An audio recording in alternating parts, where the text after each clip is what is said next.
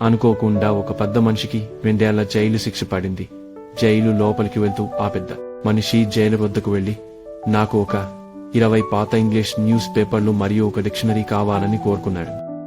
ఆ జైలర్ కూడా పెద్ద మనిషి అడిగాడు కదా అని చెప్పి అతను అడిగిన ఇంగ్లీష్ న్యూస్ పేపర్లు, డిక్షనరీ ఇప్పించాడు. ప్రతిరోజు జైల్లో కటిక నేల మీద పడుకుంటూ, జైలులో చిప్పకొడి తింటూ, ఏవో ఇంగ్లీష్ న్యూస్ పేపర్లతో, డిక్షనరీతో 2 ఏళ్లు కష్టపడి ఇంగ్లీష్ నేర్చుకున్నాడు. అంత కఠినమైన పరిస్థితుల్లో ఉన్న కూడా పాత న్యూస్ పేపర్లు, ఒక డిక్షనరీ సహాయంతో మంచి ఇంగ్లీష్ నేర్చుకున్నాడు. అంటే అతని పట్టుదలకు, కొత్త విషయాన్ని నేర్చుకోవాలనే తపనకు మనం మెచ్చుకోవాల్సిందే. అందుకే మన పెద్దలు అంటారు, మనసుంటే మార్గం ఉంటుంది అని. పరిస్థితులు ఎలా ఉన్నా వాటిని మనకు అనుకూలంగా మార్చుకొని మన ఎదుగుదలకి వాడుకోవాలి. చిన్న చిన్న సమస్యలకి కుంగిపోకూడదు. సమస్యలు వస్తే ఆ సమస్యకి పరిష్కారం వెతకాలి. దానితో పాటు ఆ సమస్యలు ఎందుకొచ్చింది, మరల ఇలాంటి సమస్యలు రాకుండా ఎలా జాగ్రత్తగా ఉండాలో నేర్చుకోవాలి. ప్రతి సమస్య నుండి ఒక కొత్త విషయాన్ని నేర్చుకోవాలి. అప్పుడు లైఫ్ ఈజ్ బ్యూటిఫుల్ అనిపిస్తుంది.